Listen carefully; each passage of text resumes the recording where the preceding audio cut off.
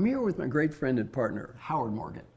And we're here to discuss some very exciting new research that Howard has been leading, research from around the world. Howard and I wrote an article together called Leadership as a Contact Sport. This was published in the Journal of Strategy and Business a few years ago. Hugely successful article. They've been kind enough to let us share it with everyone. If you'd like a copy of it, send me an email, marshall@marshallgoldsmith.com. Be happy to send you a copy of it. And in our research, 86,000 people were involved, 8 major companies from around the world, and we did study on follow-up and leadership effectiveness. And in our research, we asked people to ask for feedback. Then we encouraged them to listen to it, think about it, thank people, respond in a very positive way, involve those people around them, change. And then the key is follow-up. Every couple of months going back and saying, I said I wanted to be a better listener 2 months ago. Give me ideas for the next 2 months. It's been 4 months. It's been 6 months.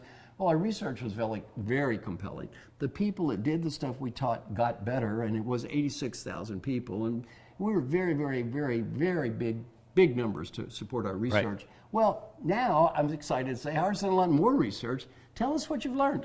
Perfect. Well, I think there's 2 things that really excite me, Marshall. I think one is we have much more of an international sample now. Yeah, the original was mostly U.S., right? Yeah, exactly. It was fairly limited. It's really been significantly increased from the standpoint of international. I think the second thing is it's exciting that we're kind of practicing what we preach around follow-up. So one of the things that we talk about is, don't take a point in time, but rather follow up on it and see how we've done since last survey. So here's some of the highlights. I think one is we now have a sample of 248,000 people, which is by anybody's standards more than conclusive.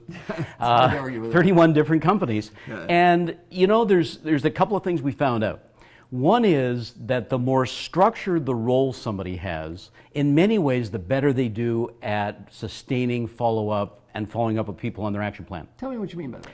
I think it is, if we take a look at engineers and scientists, they score the highest. Part of it is they're used to documenting, they're used to following up, they're used to checking and making sure they're committing what they're saying they're going to do. And in our survey, they do that. Howard, I can't say I'm real surprised.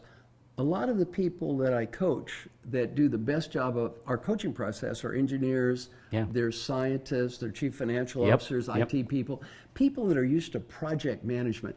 Probably the person I coached that improved the most, that didn't need to improve at all, that managed my process the best, that I spent no time with almost, was our friend Alan Mulally. He just retired as the CEO of Ford, who Fortune said was one of the top 3 leaders in the world. I explained our follow-up process to Alan and went through the numbers, and he's an engineer. You know what he said? I built a Boeing 777. I think I can do this. I had the discipline to build an airplane. I think I can do this follow-up. So that doesn't surprise me. What else did you learn? That's great. Well, I think the other thing was that geography really doesn't matter. In other words, what we have found is that the results are good if people follow up no matter where they are in the world. And when we take a look at that, I think a really exciting thing is when we look at Asia, Asia in some ways had the best results around follow-up and increased effectiveness. And remember, increased effectiveness is how other people see it, right? Do they see the person more effective? I got a couple theories on that. By the way, one thing the research does show is the process works almost identically wherever you are. It does. The reason the scores in Asia were a little higher is more people did it. The higher percentage of people did it than the rest of the world. I have a couple theories. One theory is, I work in India all the time. Probably a disproportionate number of engineers and scientists in the database from at least India. And then number 2, and India is my favorite place in the world to work, people love to learn. And so I think that, in India, if you take a group of people, they believe in you, they listen to you, you're in the role of teacher. By the way, what is guru? It's teacher in Hindi, right? You're in that role of teacher. People pay attention, they really want to learn. So I can't say I'm too surprised by these results. Those are the highlights. More to come later. And my suggestion to everybody is, this process of feedback and follow-up works. Shockingly, it doesn't work if you don't do it. And what our research has proved, it doesn't kind of work or sort of work. It does work. By the way, it works around the world. The key, though, is not understanding it. The key is doing it. And it applies to anything. Thank you. Thank you.